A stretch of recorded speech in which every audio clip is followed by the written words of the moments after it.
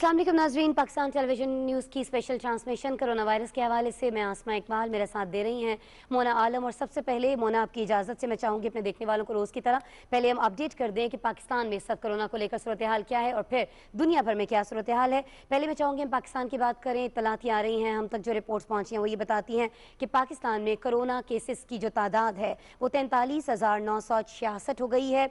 बताया ये जा रहा है कि 939 अफराद जाँ बहक हो चुके हैं, कोरोना की वजह से मौत के मुंह में गए हैं। और अगर बात करें अगर हम गुज़श्ता 24 घंटों की, तो ये कहा जा रहा है कि इसमें 1841 नए केसेस रिपोर्ट हुए हैं। वैसे गवर्नमेंट की जानिब से भी कहा जा रहा है कि टेस्टिंग कैपेसिटी भी बढ़ाई गई है, उसमें भी आज के हम इस ट्रांसमिशन में बात करेंगे। अच्छा जी, दुनिया भर में सूरत हाल ये है कि अब मुतासिरा अफराद की तादाद जो कोरोना से मुतासर हुए हैं 49,50,000 हो गई है। 3,22,000 अफराद के बारे में कहा जा रहा है कि उनकी हलाकत हुई है कोरोना वायरस की वजह से। और सिर्फ अमेरिका में हलाकतों की तादाद 92,000 बताई जा रही है। और मोना, इस तरह से ही कहा जा सकता है कि अमेरिका अभी भी पहले नंबर पर है, लेकिन अब रूस जो है वो दूसरे नंबर पर आ गया है, क्योंकि 3 लाख से ज़ायद अफराद यहाँ मुतासिर हुए हैं। Mona ji, thank you for the insightful data. आप जो हमेशा बड़ा प्रेजेंट करती हैं और सबकी नॉलेज में, रादर मेरी भी नॉलेज में इससे बहुत इजाफा। क्योंकि बात यह है नाजरीन, रशिया एक वाहिद उन ममालिक में से, चंद ममालिक में से, रेयर ममालिक में से एक था जहाँ काफ़ी लेट आमद हुई है कोरोना वायरस की, और इनिशियली इतने केसेस बिल्कुल रिपोर्ट नहीं हो रहे थे। लेकिन अब हम वहाँ देखते हैं कि वहाँ भी इसी किस्म का एक स्पाइक है। और जो एक इसमें एक लार्जर व्यू है वो यही है कि क्योंकि ये वायरस म्यूटेट कर रहा है, तो इस वजह से इसका जो एक स्पैन है, इसकी इंटेंसिटी, हर चीज़ में फ़र्क आ रहा है। और जियोग्राफिकली भी, एरिया वाइज भी इसमें काफ़ी फ़र्क है। खैर, स्पीकिंग ऑफ पाकिस्तान, इस वक्त कल का जो सबसे टॉप स्टोरी, कल की सबसे बड़ी खबर और आज भी जो कैरी फॉरवर्ड की है और करनी भी चाहिए, वो यही थी कि क्योंकि एपेक्स कोर्ट की तरफ से अब बाकायदा कह दिया गया है कि मार्केट्स खोल दी जाएं, शॉपिंग मॉल्स खोल दिए जाएं और 24 घंटे तक खोले जाएं और हफ्ते और इतवार की छुट्टी भी ना की जाए। और ख़ास तौर पर जो इसका रैशनल बेस किया जा रहा है वो ईद की शॉपिंग के हवाले से किया जा रहा है। इसमें भी अब क्योंकि एक रोज़ गुजर चुका है इस ऑर्डर को जो कि आया है 5 रुकनी बेंच की तरफ से असखुद केस की समाअत करते हुए, तो उसके बाद से जो एक अलग अलग इस पे व्यू पॉइंट्स हैं या नैरेटिव्स हैं वो भी हमारे पास काफ़ी जमा हो गए हैं।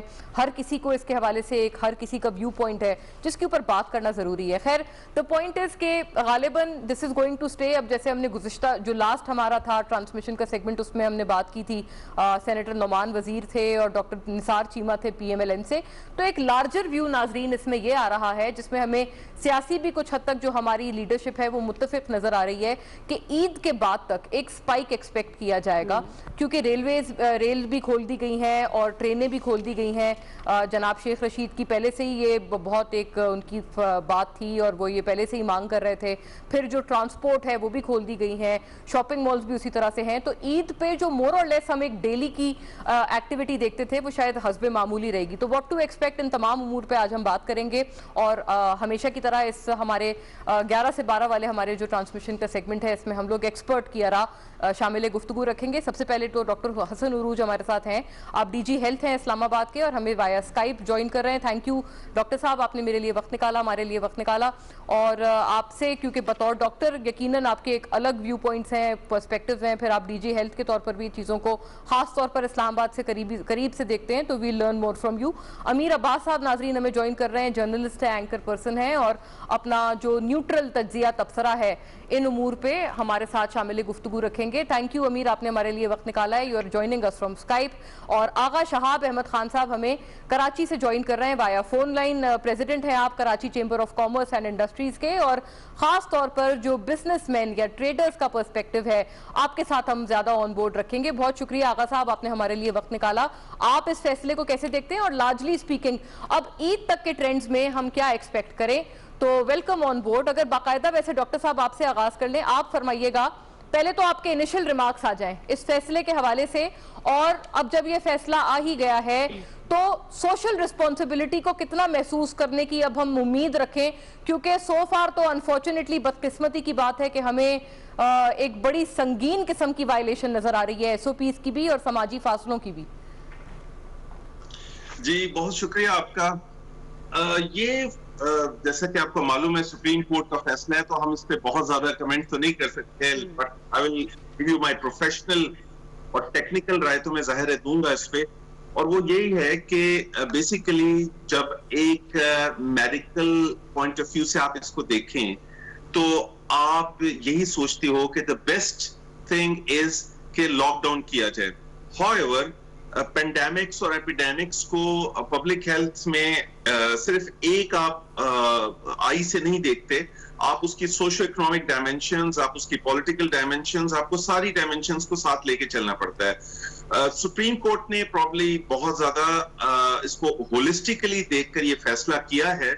अब आपका जो सवाल है वो ये कि इसकी जिम्मेदारी अवाम पे कितनी आती है। मैं समझता हूं कि अवाम पे इसकी जिम्मेदारी अब 100% शिफ्ट हो गई है और गवर्नमेंट की जितनी रिसोर्सेज हैं, जितनी लिमिटेड गवर्नमेंट की रिसोर्सेज के अलावा, देखें अगर एक लॉकडाउन कुछ अरसे पार्शल हो या पूरा हो, वो रहने के बाद अगर खत्म हुआ हो और लोगों को एक ब्रीदिंग स्पेस मिली हो, तो ये एक्सपेक्टेड था कि लोग बेतहाशा बाहर आ जाएंगे। हमारी मार्केटों में ओवरवेलमिंग रश जो है इस वक्त, उसकी वजह ही ये है कि लोग बहुत अरसे से अपने घरों में बंद थे, तो एक साइकोलॉजिकल इफेक्ट भी है। फिर ईद भी करीब है, फिर माशी पॉइंट ऑफ व्यू से बेतहाशा मैं सुबह जाते हुए देखता हूं कि मजदूर बाहर खड़े होते हैं जिनका जाहिर है घर का सारा निजाम ही डेली वेजेस पे चलता है। तो ये एक्सपेक्टेड था कि अगर हम लॉकडाउन अभी नहीं, अगर 2 महीने बाद भी खत्म करेंगे तो वो भी इतना रश ही बढ़ेगा। हाउएवर मैं समझता हूं कि अब अवाम के ऊपर जो जिम्मेदारी है उनको ये समझना चाहिए बड़ा सीरियसली।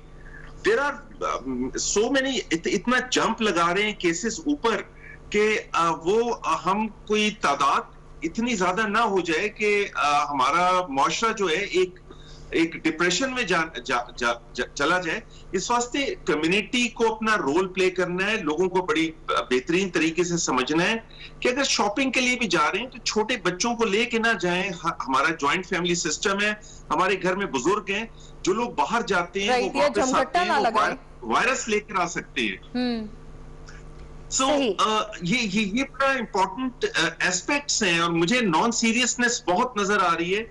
आज आपको भी पता है एक वीडियो भी वायरल हुई है जिसमें राजा बाजार रावलपिंडी का, खैर सिर्फ एक जगह का नहीं, बेतहाशा जगहों का दिखाया गया है कि कितने ज्यादा रश में लोगों ने बिल्कुल एहतियात नहीं की है। So I am expecting, honestly speaking, at least 10 times more cases in the coming 15 to 20 days. सही है जी, 10 गुना ज़्यादा केसेस जो हैं वो सामने आ सकते हैं और ये 15 से 20 दिन के अंदर हो सकता है। आपकी जानिब डॉक्टर साहब दोबारा आएंगे। आगा शाह अहमद खान साहब, आपसे पूछना चाहूँगी, जो मुख्तलिफ मीटिंग्स हुई आपकी गवर्नमेंट के साथ या इंतज़ामिया के साथ कि कारोबार को खोला जाना चाहिए, कारोबारी सरगर्मियाँ बहाल की जानी चाहिए, मैं आपसे सिर्फ ये जानना चाहती हूँ कि उस वक्त जो हमारी ताजिर बरादरी की जानिब से, मुख्तलिफ जो हमारे सनतकार हैं बड़े बड़े, उनकी जानिब से जो यकीन दहानियाँ कराई गई थी, आप क्या कहेंगे, क्या उन पर अमल दरामद किया जा रहा है? मैं SOPs के हवाले से बात कर रही हूँ जो मुरतब किए गए थे, यकीनन आपकी मुशावरत से किए गए होंगे। आप क्या कहेंगे, क्या बताएंगे, क्या ताजिर बरादरी जो है उस पर अमल दरामद कर रही है और वजह सिर्फ और सिर्फ ये है कि आवाम इग्नोर कर रहे हैं SOPs को? देखिए, इस वक्त जो सूरत हाल है वो जो हमसे बात हुई गवर्नमेंट की, मुख्तलिफ 400 के करीब हमारी मार्केटें हैं कराची में और मुख्तलिफ तंजीमें हैं, मुख्तलिफ दुकानें हैं और उनका तरीका कार काम करने का बड़ा मुख्तलिफ है। इसी तरीके से इंडस्ट्रीज है, इंडस्ट्रीज में भी हर सेक्टर तकरीबन 7 इंडस्ट्रियल यूनिट है और 7 इंडस्ट्रियल एसोसिएशन है और उसमें बेताशा है इंडस्ट्रीज काम कर रही है, छोटी, दरमियानी और बड़ी इंडस्ट्रीज। जब शुरू की बात हुई थी तो उन्होंने SOPs के ऊपर बात की थी और उन्होंने बोला एसेंशियल इंडस्ट्रीज को जो है वो इजाजत दी जाएगी, फूड इंडस्ट्रीज को उसके हिसाब से, और उसकी अलाइड इंडस्ट्रीज को भी उन्होंने इजाजत दी। अब प्रॉब्लम ये आ रही थी कि ये जो छोटी कंज्यूमर तिजारती मार्केटें हैं इनको खोलने की बात हो रही थी, तो वो उसके ऊपर अब ये कहा गया था कि जी 24 घंटे अगर दिया। देखिए, पूरे साल में ये महीना होता है, ताजिर तो देखिए ना 2-2.5 महीने से बंद सिंध में तो ये इस वक्त सूरत हाल थी कि कोई दुकान नहीं खुली। अब ये जब बात ये हुई कि भाई अब ये सीजन का आखिरी टाइम चल रहा है, इसमें 6 दिन के लिए अगर हम 24 आवर्स सारी मार्केटें खोल दें, तो देखिए पोजीशन ये थी ना कि गोदामों में माल भरा हुआ है, दुकानों में माल भरा हुआ है, पोर्ट के ऊपर कंटेनर रुके हुए, तो ये मईशत का जब पहिया नहीं चलेगा तो जैम स्टैग्नेशन वाली पोजीशन हो जाएगी। और ये किसी तरीके से जब ये 6 दिन के लिए अगर खुले तो चलिए आप ताजरों का भी उसमें वो हो जाएगा, और जो पब्लिक है उसको भी, जो मेन ईद के हवाले से बात करते हैं तो वो भी चले, एक पहिया चलने वाली मईशत की डोमेस्टिक इकोनॉमी को थोड़ा सहारा देने वाली बात है। अच्छा आगा साहब, आप जो कह रहे हैं बिल्कुल ठीक है, उसकी जो इम्पोर्टेंस है या जरूरत है उससे तो कोई इनकार नहीं कर रहा, बिल्कुल मईशत का पहिया चलना चाहिए था और ये ठीक है, जरूरत है, वक्त है, ये सीजन भी उस तरह का है कि सबसे ज्यादा यहाँ मुआशी एक्टिविटीज। लेकिन सवाल बेसिकली एसओपीज के हवाले से आपसे कर रहे थे कि एसओपीज पे अमल दरामद, फिर ये ट्रेडर्स कितनी इसकी रिस्पॉन्सिबिलिटी बेयर कर रहे हैं, क्योंकि इस फैसले से कुछ ही रोज पहले हमने शेयर वायलेशन देखी थी जिसकी वजह से आपको पता है कि मार्केट सील करनी पड़ी थी। जी जी जी, देखिए ये तो रेस्पॉन्सिबिलिटी जो है ना, ये इस वक्त हम किसी एक के ऊपर नहीं दे सकते, हमें रियलिस्टिक अप्रोच रखनी होगी, हमें अपने अवाम का मिजाज को समझना होगा, और ये जो है मार्केटों की डायनेमिक्स को देखना पड़ेगा। एक एक 2-2 फीट के फासले में वो दुकानें हैं तो वो सोशल डिस्टेंस वहां पे नहीं हो पाएगा। सिर्फ ये है कि ये मास्क जो है ना, मास्क और सैनिटाइजर वो आप कर सकते हैं कि हाथ जो है ना वो करवा के, और उनको दुकान में आदमी जा सकता है, ग्राहक जा सकता है। लेकिन ये जो बात हो रही है कि एसओपी से किस हद तक अमल दरामद होगा, ये मेरा ख्याल है कि किसी एक को हम जिम्मेदारी नहीं दे सकते। दुकानदार तो अपनी दुकान की जिम्मेदारी ले सकता है। अब उसकी दुकान के सामने 8 ग्राहक खड़े हुए तो वो माल दिखाएगा, क्योंकि हमारा बाइंग बिहेवियर बड़ा डिफरेंट है एशिया का, पाकिस्तान का कंज्यूमर बाइंग बिहेवियर बड़ा डिफरेंट है। वो जब तक उसको हाथ भी लगाएंगे चीज को या उसको चॉइस को 2-4 देखेंगे नहीं, वो उसको बाय नहीं करते। तो उसमें जो है, अब उसमें दुकानदार की अपनी रेस्पॉन्सिबिलिटी है, बायर की अपनी रेस्पॉन्सिबिलिटी है। बाइसियत कौम को, हमको हर एक को अपनी जिम्मेदारी को अंडरस्टैंड करना पड़ेगा और वो रेस्पॉन्सिबिलिटी लेनी होगी। क्योंकि देखिए, अगर इकोनॉमिक बेनिफिट जहाँ पे होता है तो वहाँ पे नॉन इकोनॉमिक कॉस्ट जो है ना वो जरूर होता है। सही हो गया। तो आगे सर, फिर ये जो बात की जा रही है कि कारोबार जो है उसको 24 आवर्स खोलने की इजाजत दी जाए, फिर तो लगता है कि इसमें वजन है, और रश जो है सिर्फ इसलिए भी है शायद कि महदूद वक्त है खरीदारी के लिए।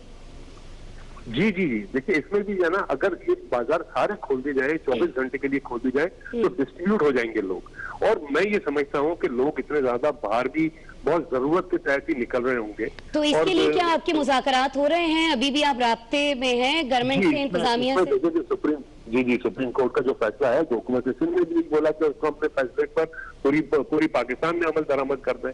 उन्होंने अपने तरह, देखिए हर कोई इस वक्त जो है ना, नहीं 7 दिन के फैसले पर तो अमल हो रहा है। आगा साहब, ये जो 24 आवर्स वाली आपकी डिमांड थी कि 24 घंटे खोला जाए मार्केट्स को, इस पर अभी आप कुछ कर रहे हैं मजीद? ठीक है आगा साहब, जरा ये सेकंड राउंड में बताइएगा। अभी अमीर अब्बास वेट कर रहे हैं तो उनका जरा हम व्यू ले लें, फिर आप इसी सवाल का जवाब दीजिएगा। जी अमीर, योर एनालिसिस, न्यूट्रली स्पीकिंग, आगा साहब कह रहे हैं कि सब पे ओनस आता है, अवाम पे भी और शॉपकीपर्स पे भी, तो आपका क्या ख्याल है कि किसकी तरफ से फिर ये एसओपीज की जो कंप्लायंस है ये हम किससे एक्सपेक्ट करें फिर? देखिए मोना, जो सबसे पहला फेज था उसमें स्टेट रिस्पॉन्सिबिलिटी सबसे ज्यादा थी। उसके बाद जब हम दूसरे फेज में दाखिल हुए, जो स्मार्ट लॉकडाउन जिसको कहा या पार्शल लॉकडाउन कहा, तो वो फिर तकरीबन स्टेट के साथ साथ, जैसे ये ट्रेडर्स हैं, जो बिजनेस कम्युनिटी है, फिर ये रिस्पॉन्सिबिलिटी शेयर्ड हो गई। अब ये जिस तीसरे फेज में हम दाखिल हो गए हैं कि जहां लॉकडाउन तकरीबन खत्म हो गया और बिल्कुल अब सब कुछ खुल गया है, हर वक्त के लिए खुल गया है, तो अब हम स्टेट रिस्पॉन्सिबिलिटी से बिल्कुल सिटीजन रिस्पॉन्सिबिलिटी पे शिफ्ट हो गए। यानी अब ये मुमकिन नहीं है कि आप अनारकली लाहौर, इसी तरह से बिलालगंज लाहौर, शाह आलम मार्केट लाहौर, ये राजा बाजार रावलपिंडी, इसी तरह कराची से आगा साहब आपके साथ हैं जो कराची के गुज्जानाबाद बाजार है, जहां कंधे से कंधा मिलाकर लोग चलते हैं, जहां एक दुकान है, दुकान के सामने ही एक ठेले वाला है, ठेले के सामने वाला ही बाइक आके पार्क कर रहा है, और उसके दूसरी तरफ फिर एक ठेला है, और ठेले के सामने फिर एक और दुकान है। तो आप कौन सा एसओपी यहां पे मुतारिफ करवा सकते हैं? हमारे यहां जो मार्केट्स हैं वो उस तरह तो नहीं है जैसे एक स्मार्ट सिटीज के अंदर, डेवलप्ड सिटीज के अंदर होती है कि ये सिर्फ रेजिडेंशियल एरिया है, ये सिर्फ कमर्शियल एरिया है, और ये कमर्शियल एरिया भी इस तरह से प्लान हुआ हुआ है कि जिसमें हाई राइज बिल्डिंग्स हैं, और सिर्फ लोग उन हाई राइज बिल्डिंग्स में जाते हैं जहां पे खुद ब खुद सोशल डिस्टेंसिंग मेंटेन हो जाती है। जैसे इस्लामाबाद में कुछ हाई राइज बिल्डिंग्स हैं, कराची में कुछ जो नए शॉपिंग मॉल्स बने हैं, डॉल्फिन मॉल वगैरह इस किस्म के, वहां पे आप किसी हद तक एसओपी को करवा सकते हैं नाफिज। लेकिन जो बाकी बाजार हैं आपके रिवायती किस्म का, जो आपका कमर्शियल हब है, वहां पे आप ये तवक्को नहीं कर सकते। वहां सिर्फ और सिर्फ मैं अगर बाहर निकला हूं ईद की शॉपिंग के लिए, या मेरी फैमिली अगर ईद की शॉपिंग के लिए बाहर जा रही है, तो मुझे इंश्योर करना है कि मैं अगर कैरियर हूं तो मैं किसी को ट्रांसमिट ना करूं, और अगर कोई और कैरियर है तो मैं उससे उसको उसका रेसिपिएंट ना बन जाऊं, मुझे अपने आप को बचाना है। अब हम इस फेज में दाखिल हो चुके हुए हैं। अब ये बहस गुजर गई है कि हुकूमत क्यों नहीं कुछ कर पा रही और ट्रेडर्स कुछ नहीं कर पा रहे हैं। हमारे यहां देखिए, हम एक ऐसी सोसाइटी बन चुके हुए हैं मोना, कि जहां पे रिस्पॉन्सिबल सिटीजनशिप का फुकदान है। यानी हमें सीट बेल्ट लगाने के लिए भी, आप अंदाजा करें कि सीट बेल्ट लगाने के लिए भी जहां पे आपको स्टेट को एनफोर्स करना पड़े और आपको रोककर चालान करना पड़े, तो आप उस कौम से क्या तवक्को कर रहे हैं कि वो कौन से एसओपी का ख्याल रखेगी, या वो क्यों खुद से एसओपी अपने ऊपर नाफिज करेगी। अब ये सारी बात है, हुकूमत का कसूर तो नहीं है, ये तो हम बदकिस्मती से एक ऐसी कौम बन गए हुए हैं कि जिसका मिजाज इस किस्म का, जो डिसिप्लिन नहीं है, जो ऑर्गेनाइज नहीं है, जो पढ़ी लिखी कौम नहीं है, जिसके अंदर जिम्मेदार शरीयत का तस्वुर नहीं है। अच्छा तो ये बड़ी अमल कौन नहीं कर रहा है, कौन नहीं कर पा रहा है, बिल्कुल आपने सही कहा। हुकूमत की भी कहीं ना कहीं कोई ना कोई जरूर कमजोरी है, और आवाम जो है वो बिल्कुल सुनने के लिए तैयार नहीं है। इस पर हम मजीद भी बात करेंगे। मुझे बस ये बता दें कि अगर इसके नतीजे में, जैसे कि अभी डॉक्टर हसन उरूज साहब फरमा रहे थे कि बहुत ज्यादा केसेस जो हैं वो आइंदा आने वाले दिनों में हम देखेंगे कि उनमें इजाफा हो जाएगा, 10 से 20 गुना तक इजाफा उन्होंने कहा कि रिपोर्ट हो सकता है, तो फिर हम इसका जिम्मेदार किसको ठहराएंगे? एसओपीज पर अमल दरामद करने न करने की जिम्मेदारी तो कोई लेता दिखाई नहीं देता है अभी, लेकिन अगर केसेस बढ़ते हैं तो फिर अमीर कौन इसकी जिम्मेदारी लेगा? फिर भी इसी तरह से दामन जो है छुड़ाया जाएगा, जान छुड़ाई जाएगी जिम्मेदारी से? देखिए, जिम्मेदारी हम किसी पे नहीं डाल सकते। अब मैंने आपको बताया, हम एक ऐसे फेज में दाखिल हो गए कि जहां पे हुकूमत को कम से कम, अब खास तौर पे अदालत के फैसले के बाद हुकूमत बरी जिम्मा हो चुकी है। ये मुमकिन नहीं है कि क्या इस मुल्क में पहले स्टेट की writ her nook and corner पर नाफिज होती थी? नहीं होती थी। जब स्टेट की रिट वैसे ही इस मुल्क में नाफिज नहीं होती है, हुकूमत की रिट वैसे ही नाफिज नहीं होती है, तो हम हर गली कूचे तक और हर बाजार तक और हर पार्क तक और हर दुकान तक हम कैसे तवक्को या तसव्वुर कर सकते हैं कि हमारी स्टेट की रिट कोरोना से मुताल्लिक नाफिज हो जाए? तो ये नाफिज नहीं हो, क्योंकि हमारा स्टेट्स क्राफ्ट ही इस किस्म का है कि जहां पर स्टेट की रिट आइडियली नाफिज नहीं होती रही है और ना अभी मुस्तकबिल करीब में नाफिज हो सकती है। अब पूरी दुनिया के साथ आप पाकिस्तान के हालात को आइसोलेशन में अगर आप देखेंगे तो कभी मुझे ट्रेडर बुरा लगेगा, कभी मुझे हुकूमत बुरा लगेगी, कभी मुझे कोई और बुरा लगेगा। मुझे इस कोरोना की वबा को आलमी तनाजुर में देखना है, क्योंकि ये सिर्फ मेरी वबा नहीं है, ना सिर्फ मेरे मुल्क में आई है, ये दुनिया के 195 मुल्कों पर आ चुकी है। तो दुनिया के हर मुल्क में लॉकडाउन नरम हो चुका हुआ है, या कहीं पे बिल्कुल सिरे से खत्म हो गया, जैसे स्वीडन है, जैसे तकरीबन न्यूजीलैंड है, यहां पे बिल्कुल खत्म हो चुका हुआ है। बाकी दुनिया का कोई ऐसा मुल्क नहीं है 195 में से जहां लॉकडाउन नरम नहीं हुआ, क्योंकि अब दुनिया के ताकतवर जो मईशतें हैं वो भी हाथ खड़े कर चुकी हैं। वो भी कह रही है कि हम लोगों को बिठा के पराठे बना के नहीं खिला सकते हैं अपनी कौम को, हमें लोगों को बाहर निकलने देना है ताकि वो काम करें, अपनी लाइवलीहुड कमा सके, वो आप खुद भी खाएं, अपने बच्चों को भी पेट भर सके। रियासत जो ताकतवर मईशतें हैं, जब वो कह रही है कि हम अब एक हद से ज्यादा बेरोजगारी अलाउंस नहीं दे सकते, हम एक हद से ज्यादा ट्रेडर्स को अलाउंस नहीं दे सकते, तो पाकिस्तानी मैशत तो क्या पित्ती का शोरबा, ये कैसे लोगों को बिठा के पराठे खिला सकते हैं? सही। ये जो हुकूमत ने 1200 अरब का एक पैकेज दिया, 175 अरब रुपए का एक पैकेज दिया, सूबों ने अपने पैकेजेस दिए, हमारी मैशत में इतना ही कुशन था जो रियासत कर सकती थी। अब इसके बाद अगर आप रियासत से कहें कि जी 3 महीने के लिए मुल्क को बंद कर दें और हर महीने हुकूमत मुझे बेरोजगारी अलाउंस दे, तो भाई हुकूमत नहीं दे सकती। ये बात वाज़ेह सी है। ठीक है, बेरोजगारी अलाउंस से दीगर जो भी इमदादी पैकेज जितना था, जितनी कैपेसिटी थी, उस हद तक हुकूमत ने कर दिया, लेकिन अब इससे मजीद ज्यादा नहीं किया जा सकता। ये बात है, हसन साहब अभी कह रहे थे 10 से 20% तक इजाफा एक्सपेक्ट किया जाएगा, बड़ा वाज़ेह इंकिशाफ किया है डॉक्टर साहब ने। डॉक्टर साहब ये बताइए, फिर आगे चलते हैं थोड़ा फ्यूचरिस्टिकली, हम अगर 10-15 रोज या चले से 20 डेज फ्रॉम नाउ हम आगे चले जाएं और फिर हम देखें कि एक स्पाइक जाहिर है जो आपने भी अभी फरमाया आप एक्सपेक्ट कर रहे हैं, फिर क्या होगा? क्या हम उन केसेस को केटर कर पाएंगे और कितनी वो स्प्रेड अगर तक बढ़ चुकी होगी, तो फिर व्हाट डू यू एक्सपेक्ट, फिर ये किस जानिब हम जा रहे हैं? जी, answering to your question, not at all. हमारे अगर केसेस ओवरवेलमिंगली बढ़ गए तो आपको पता है जर्मनी जैसे मुल्क में जो वेंटिलेटर्स की तादाद है वो 49-50 है पर 100,000 पॉपुलेशन। इटली में शायद 10 है पर 100,000 पॉपुलेशन। हमारी वेंटिलेटर्स की जो तादाद है वो 0.7 से भी कम होगी पर 100,000 पॉपुलेशन, इससे भी बहुत कम होगी। इसी तरह बेड्स की तादाद है, हॉस्पिटलाइज्ड हैं। हमारा हेल्थ केयर सिस्टम मुतम्मिल नहीं हो सकता अगर केसेस हमारे बहुत ज्यादा बढ़ जाएं। तो आपके सवाल का तो ये जवाब आ गया, लेकिन मैं थोड़ा सा इधर एक हिस्ट्री की, चूंकि हिस्ट्री जो है ना वो तब्दील नहीं होती, हिस्ट्री रिपीट्स इटसेल्फ। आपको पता है कि स्पेनिश फ्लू आया, तकरीबन 500 मिलियन के करीब लोग जो हैं वो इफेक्ट हुए, 50 मिलियन के करीब उनकी डेथ्स हुई, और वो भी एक इकोनॉमिक डिप्रिवेशन लाया। राइट। इस पेंडेमिक, जी पुरानी मैं बात कर रहा हूँ, स्पेनिश फ्लू 1999 1920 में जो आया था, ये जो पेंडेमिक है ये उससे बहुत ज्यादा बड़ा है, और उससे यानी समझेंगे 10 गुना बड़ा पेंडेमिक है जो पूरी दुनिया को उसने अपनी लपेट में लिया हुआ है। और इसका रिपल इफेक्ट होगा, जिस तरह आप एक पानी में पत्थर को फेंके ना तो रिपल्स बनते हैं, इसका रिपल इफेक्ट होता है और दूर तक इफेक्ट जाता है। लेकिन एक और जरा मैं अपने दूसरे जो मोज़ेज़ मेहमान हैं उनको मैं एक तरफ जरा निशानदेही करना चाहूंगा। HIV एड्स का जब एपिडेमिक आया है तो यही बहस, खुदा का शुक्र है पाकिस्तान में या साउथ ईस्ट एशिया में एड्स का एपिडेमिक उस लिहाज से नहीं आया जितना अफ्रीका में आया था। आप अंदाजा कीजिए कि वहां की इंडस्ट्रियल सेक्टर की more than 80% of the industries जहां ये एपिडेमिक बहुत ज्यादा था वहां बंद हो चुकी थी, क्योंकि बंद करनी पड़ी क्योंकि उनके स्किल्ड वर्कर्स की डेथ्स हो गई थी। कहने का मतलब ये है कि अगर आप एहतियात नहीं करेंगे, अगर आप वक्ती लॉकडाउन से इज्तिनाब करेंगे तो आप फिर तैयार हो जाएं एक लॉन्ग टर्म नुकसान के लिए। और या हमें फैसला करना है शॉर्ट टर्म नुकसान है या लॉन्ग टर्म नुकसान है। उस एपिडेमिक को आप उठा के देखिए, उनके स्किल्ड वर्कर्स, उनके जो काम के लोग थे, they were all gone from this world. वो किसी काबिल नहीं रही इंडस्ट्रीज। खुदा करे पाकिस्तान में जिस तरह हमारा कोई इम्यून सिस्टम है, हमारे यहाँ जो टेम्परेचर वेरिएशंस हैं, जो हाइपोथेसिस चल रही हैं, उस लिहाज से हमारे यहाँ एपिडेमिक इतना फैले ना, जो हमारा खुदा न करे दूसरे मुल्कों जैसा हाल हो। लेकिन मैं जो 1-2 दिन से, जब से लॉकडाउन बिल्कुल ओपन हुआ है, मैं जो हालात देख रहा हूँ वो मेरे लिए बड़े तशवीशनाक हैं, टू बी वेरी ऑनेस्ट। क्योंकि मईशत का पहिया भी उस वक्त चलेगा जब आप अपनी टेक्निकल HR को खोएंगे नहीं, जब वो बीमार नहीं पड़ेंगे, जब उनकी डेथ्स नहीं होगी, जब वो काम पे आएंगे। सही। कुछ मईशत के बारे में डॉक्टर साहब हम आगा साहब से पूछ लेते हैं।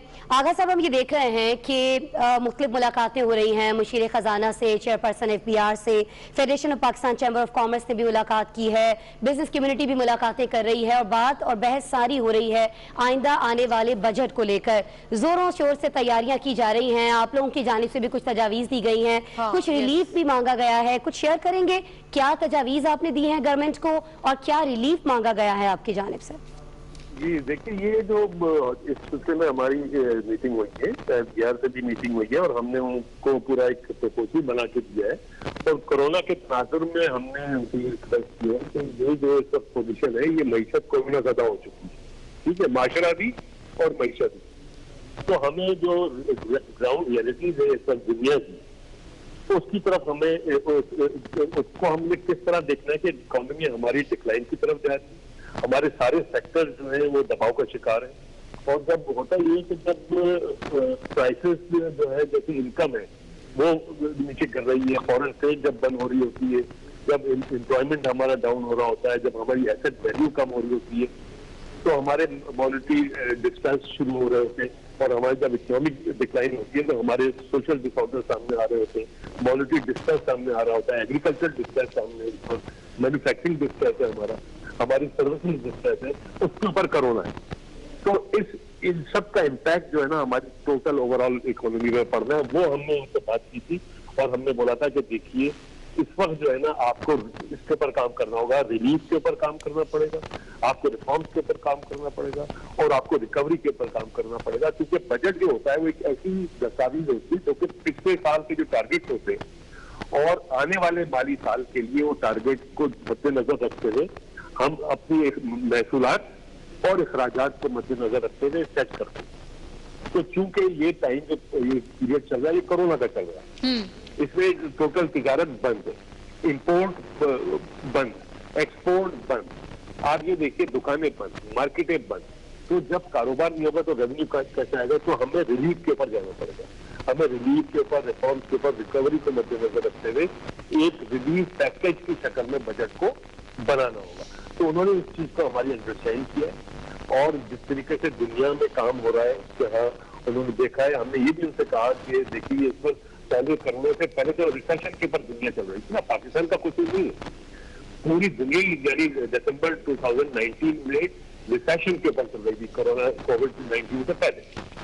और जब जनवरी से ये शुरू हुआ तो उस वक्त ये लॉकडाउन वाली पोजीशन होना शुरू हो गई पूरी दुनिया की। राइट। तो अब जरूरत इस बात की है कि उस वक्त रिसेशन था और ये फिर तुरंत मैं इस्तेमाल करता हूँ कि डिप्रेशन की तरफ पहुंच गया। तो आपने फिर क्या एग्जैक्टली फिर आपकी तरफ से डिमांड्स हैं आगा साहब, आपने क्या अपनी तरफ से प्रपोजिशन रखी है कि दी जाए? माली तौर पर आप कोई सपोर्ट एक्सपेक्ट कर रहे हैं गवर्नमेंट से मजीद? हमने देखिए हर माली तौर पे तो नहीं, हमने इनको बहुत बेसिक चीजें जो है ना वो इनको कही थी कि आप जो है जो इस वक्त जितने हमारे जो टैक्सेस है, चाहे वो इनकम टैक्स हो चाहे वो विद होल्डिंग टैक्स हो, ये जितने टैक्सेस है ना इनको आप जो है हाफ कर दे सकते। अच्छा, ऑल राइट, ठीक है। टैक्सेस वगैरह में हमने इनको ये कहा था कि कल हो जी हमने इनको ये कहा था कि सेल्स टैक्स की शरह जो 17% है उसको 5% पे कर दे। फिर हमने कहा कि जो गिरती हुई तेल की कीमतें हैं और LNG की कीमत को मद्देनजर रखते हुए यूटिलिटीज के चार्जेस है, इलेक्ट्रिक चार्जेस हैं, गैस के चार्जेस हैं, उसको 50% डाउन कर दें। फिर पेट्रोल की कीमत जो है दुनिया में ऑयल की कीमत डाउन हुई है तो आम लोगों का इसका फायदा हो, महंगाई के असर कम की जा सके, इसकी प्राइसेस को आप आधा कर दें। इंटरेस्ट रेट की हमने बात की थी कि आप इंटरेस्ट रेट को इस रेट के ऊपर, जब दुनिया इस वक्त डाउनवर्ड के ऊपर है, डिप्रेशन के ऊपर है, तो इंटरेस्ट रेट हाई करके कौन सी इंडस्ट्रियलाइजेशन होगी? तो आप इसको भी जो है ना कम से कम 4% के ऊपर लेके आइए ताकि हमारी जो मैशत है अपने पैरों के ऊपर खड़ी हो सके। तो देखिए हमने ये चीजें उनसे कही हैं और हमने अपनी इकोनॉमी की भी बात की थी कि जो अनडॉक्यूमेंटेड इकोनॉमी है, जिस तरीके से कंस्ट्रक्शन इंडस्ट्री को इन्होंने पैकेज एक दिया था, तो हम ये बोल रहे थे कि जो अनडॉक्यूमेंटेड इकोनॉमी है उसका साइज बहुत बड़ा है पाकिस्तान में, तो उसको भी किसी तरीके से कौमी धारे में लाया जाए और सारे सेक्टर्स को इस वक्त जो है ये पोजीशन दूसरी है, गैर मामूली हालात है, इसमें हम ये कोशिश करें कि हम सारे सेक्टर्स को एक रिलीफ वाला हिस्सा दें कि जनाब आपसे कोई क्वेश्चन नहीं किया जाएगा, आप इसमें इन्वेस्टमेंट करें पाकिस्तान। राइट, ठीक है। इसी तरीके से मैं ये समझता हूँ एक बात और बहुत जरूरी बात करना चाह रहा हूँ कि हम एक लिस्ट बनाए जिसमें हम ऐसे इंडस्ट्रियलिस्ट या ऐसे कारोबार जिन्होंने बैंकों से कोई पाकिस्तान से रकम नहीं ली, अपने आइडिया से इंडस्ट्रीज खड़ी किए, कारोबार खड़े किए, उनको मेरा ख्याल है कि मुफ्त जमीन दी जाए और उनसे बोला जाए कि लीजिए आपकी लैंड और आप नया कारोबार शुरू करें, एक और कारोबार शुरू करें। तो ये मिल के काम होगा। ये हमें इस वक्त जरूरत इस बात की है कि हम वो चीजें, वो स्ट्रेटेजी अपनाएं। राइट, आपकी बात है, जो प्रपोजिशन आपने बताई है कि जो आपने प्रपोज की है कि अपकमिंग बजट में इसको करें, किसी तरह इनकॉर्पोरेट। अमीर, आप कितना एक्सपेक्ट करते हैं सेल्स टैक्स में कमी, जो शरह सूद है उसमें मजीद कमी करके 4% तक किया जाए, अभी आगा साहब ने बताया, फिर यूटिलिटी चार्जेस, बिजली, गैस, इलेक्ट्रिसिटी वगैरह, इस सब में कमी करके जो एक कॉस्ट है, कॉस्ट ऑफ डूइंग बिजनेस, उसको कम किया जाए। कितना क्वेश्चन है गवर्नमेंट के पास? और एक और काउंटर आर्ग्यूमेंट सुनिएगा अमीर, आपकी जो आपने इससे पहले बात की थी, इंडिया में बांग्लादेश में लॉकडाउन एक्सटेंड किया गया है एटलीस्ट मई के आखिर तक, फिर सऊदी अरेबिया और टर्की में भी कर्फ्यू लगाया गया है, खास तौर पर ईद के रोज के दौरान। तो ये भी तो हमें एक पॉलिसीज नजर आ रही हैं अक्रॉस द वर्ल्ड। चले, अगर हम इसी तरह चलते हैं, पहले जो आपने आखिर में बात की, अगर आप इंडिया और तुर्की की बात करें तो अगर उसमें एक्सटेंड किया गया तो उसको नरम भी किया गया था, पहले तुर्की में भी नरम किया गया था, इंडिया में भी नरम किया गया था। और ये ऐसा नहीं कि ये बिल्कुल अक्रॉस द कंट्री कुछ चीजें वहां पे इंप्लीमेंट हो रही है, कुछ चीजें ऐसी उन्होंने देखिए मुख्तलिफ इलाकों को अब कलर जोनिंग कर दी है बहुत सारे मुल्कों ने, जैसे ईरान ने कर दी है। ये रेड जोन है, ये व्हाइट एंड ये येलो है। रेड वो है जहां सबसे ज्यादा केसेस हैं, सबसे ज्यादा इफेक्टिव हैं, फिर उसके बाद येलो और उसके बाद व्हाइट है। मुख्तलिफ तरह की टेक्निक्स इस्तेमाल करके वो लोगों को अपने लॉकडाउन को भी इंश्योर कर रहे हैं और वो लोगों को रिलीफ भी दे रहे हैं और लॉकडाउन को इजी भी कर रहे हैं। ऐसा कोई मुल्क नहीं है कि जहां पे, देखिए जो आप कर्फ्यू कह रही हैं, उन्होंने 3 दिन के लिए कर्फ्यू किया है, उन्होंने कोई लंबे अरसे के लिए कर्फ्यू नहीं किया, तो हम भी कर सकते हैं 1-2 दिन के लिए कर्फ्यू, वो तो कोई इशू नहीं है। लेकिन हमारे यहाँ जो ये एक आर्ग्यूमेंट है ना कि मुस्तकिल तौर पे लॉकडाउन को जारी रखा जाए, जैसे आज से कुछ अर्सा पहले तक मेरी भी ये राय थी कि लॉकडाउन को रहना चाहिए और स्ट्रिक्ट लॉकडाउन होना चाहिए और कर्फ्यू ही से मिलता जुलता होना चाहिए। लेकिन सवाल यह है कि देखिए दिसंबर के एंड से ये इस वायरस ने जन्म लेना शुरू किया चीन से। आज ये इस वायरस को तकरीबन 4.5 माह या 4.5 माह हो चुके हैं। आगे भी हमें कुछ नहीं पता WHO तो ये कह चुका है कि ये शायद वायरस कभी भी खत्म ना हो। वैक्सीन से हम बच सकते हैं, इससे वायरस से वैक्सीन इजाद होने के बाद, लेकिन वायरस शायद कभी भी खत्म ना हो। तो क्या हमें मालूम है कि अगले 1, 2, 3 महीने में ये वायरस खत्म हो जाएगा? फिर तो हम हुकूमत के सब हाथ पांव पकड़ के मिन्नतें कर लें हुकूमत की कि जी ये 3 महीने में खत्म हो जाएगा, लिहाजा आप बिल्कुल मुल्क को ताला लगा दे, शटर डाउन कर दें। लेकिन ये वायरस तो जब इतने मोटे बड़े इदारे WHO से लेके अमेरिका, बरतानिया, इन सबके जो रिसर्चर्स हैं, जो साइंटिस्ट हैं, वो कह रहे हैं कि भाई अगले 1 साल तक ना वैक्सीन आएगी और वायरस तो खत्म होने का नामो निशान नहीं ले रहा मुस्तकबिल करीब में। तो फिर आपने हमारी मईशत के अंदर आपने लोगों को रिलीफ देना है। जहां तक आपका वो सवाल जो आगा साहब ने भी कहा कि जो बिजनेस कम्युनिटी को किस तरह रिलीफ दिया जा सकता है, देखिए रियासत के पास जो पैसे आएंगे जिससे वो मुझे रिलीफ देगी या आपको रिलीफ देगी या आगा साहब को रिलीफ देगी, वो पैसा रियासत के पास आता है जो हमसे टैक्स कलेक्ट करती है। बिल्कुल राइट। और वो टैक्स इसी मत से है, कुछ पेट्रोल से टैक्स कलेक्ट किया जा रहा है, कुछ यूटिलिटी बिल से है, कुछ GST की सूरत में है, कुछ विदहोल्डिंग टैक्स की सूरत में है, कुछ इनकम टैक्स है, कुछ और टैक्सेस है। अब अगर रियासत ये टैक्सेस खत्म कर दे या बहुत कम कर दे तो वो टैक्स कैसे कलेक्ट करेगी? अब इस साल ये जो जून में खत्म हो रहा है, इसमें ऑलरेडी 900 बिलियन रुपीस का टैक्स रेवेन्यू का शॉर्टफॉल हो गया है। फिर जो बाहर से रेमिटेंस आती थी पाकिस्तान में, वो रेमिटेंस अब कम हो जाएगी क्योंकि सिर्फ मिडिल ईस्ट के अंदर और सिर्फ मिडिल ईस्ट के अंदर को 30 से 35 हजार पाकिस्तानी बिल्कुल बेरोजगार हो गए। यकीन करें मुझे रोजाना 2 से 3 कॉल्स आ रही हैं मिडिल ईस्ट से, सिर्फ मिडिल ईस्ट से, जहां पाकिस्तानी जो बेरोजगार हैं 2 महीने से वो कह रहे हैं कि कुछ किसी तरह से हमें स्पेशल फ्लाइट में सीट करवा दें, वापस पाकिस्तान आ सके, क्योंकि अगले 6 महीने तक हमें जॉब्स नहीं मिल रही। बिन लादेन ग्रुप दुनिया के बड़े बिजनेस ग्रुप्स में से एक मुना, और सऊदी अरब का तो बहुत बड़ा ग्रुप बिन लादेन ग्रुप ने हजारों, 20 नहीं हजारों लोगों को ले ऑफ कर दिया है, और जो बाकी बच गए उनकी तनख्वाहों को स्लैश कर दिया है, कट लगा दिया है। आपके पास रेमिटेंस बाहर से आएगी नहीं, आप यहां पे भी टैक्स कलेक्ट न कर पाए, और एक्सपोर्ट आपकी वैसे बाहर कम हो जाएगी क्योंकि बाहर आपका बायर ही कोई नहीं है इस वक्त, तो फिर स्टेट को कैसे चलाना है? बिल्कुल आपने विन विन सिचुएशन पैदा करनी है ना। जिस हद तक हो सके हमारे ट्रेडर को, बिजनेसमैन को रिलीफ मिलना चाहिए ताकि उसका माल तैयार हो, वो बिकेगा तो मुल्क भी चलेगा। लेकिन ऐसा नहीं है कि वो कोई चीज 3% कर दे, कोई 5% कर दे, तो भाई भी टैक्स कहां से कलेक्ट होगा? जब टैक्स कलेक्ट नहीं होगा तो मुल्क कैसे चलेगा? टैक्स कलेक्शन जो है वो बहुत ज्यादा जरूरी है, और इस पर मेरे ख्याल में गवर्नमेंट जो है वो शुरू से ही जोर देती चली आई, और अब भी देखें कि आइंदा बजट में इस हवाले से क्या स्ट्रेटेजी जो है अपनाई जाती है। हसन साहब, मैं आपकी जानिब आना चाहूंगी। मईशत के हवाले से तो हमने बात की, सेहत के हवाले से आप बता रहे हैं। इससे पहले अगर हम देखें पाकिस्तान के सेहत के हवाले से जो इकदाम हैं, जो शोबा सेहत है, कहा यह जाता रहा है, हमने देखा भी है कि कुछ खास काम इस हवाले से नहीं किया गया जो गुज़िश्ता अदवार गुजरे हैं बहुत सारी हुकूमतों के। मौजूदा हुकूमत ने कोशिश जरूर की, लेकिन अभी इतना ज्यादा वक्त नहीं हुआ कि उसको मुकम्मल तौर पर संभाला दिया जा सके। अब आप जिस तरह से बता रहे हैं कि केसेस में इजाफा हो सकता है, लॉकडाउन में जिस तरह से नरमी की गई है, तो क्या ये पॉसिबल है सर कि हम कुछ ऐसा करें, कोई शॉर्ट टर्म स्ट्रेटजी ऐसी कोई अपनाएं कि इस सूरत हाल को हम संभाल सकें? अमेरिका जैसा बड़ा मुल्क नहीं संभाल पाया है, लेकिन हम कुछ आइंदा आने वाले दिनों के लिए कोई प्लानिंग कर, मेरा ख्याल है 1 मिनट और 1.5 मिनट। जी हसन साहब। जी देखिए, असूली तौर पे हम शॉर्ट टर्म स्ट्रेटजीज ही को देखते हुए इधर तक पहुंचे हैं। शॉर्ट टर्म स्ट्रेटजी तो यही है। मुझे आगा साहब की बात बहुत अच्छी लगी, मैं ये भी कहना चाह रहा था, जोनिंग जरूर होनी चाहिए, रेड, ब्लू, ग्रीन, यानी पूरे मुल्क को, ये बड़ा डाइवर्स मुल्क है। इधर इधर इधर जो है लोग भी बड़ी डाइवर्सिटी रखते हैं, हर जगह का थोड़ा सा कल्चरल डिफरेंस भी है। शहरों में और रिएक्शन है, गांव में डिफरेंट रिएक्शन है, दही आबादी मुख्तलिफ तरीके से बिहेव कर रही है। बाज लोग तो लॉकडाउन को मतलब या कोरोना की जो प्रिवेंशन को समझ ही नहीं रहे। तो हमें जोनिंग करके ये देखना चाहिए कि कौन से एरियाज को हकीकत में हमें वक्ती तौर पे बंद करना चाहिए, कौन से एरियाज को रिलैक्स करना चाहिए।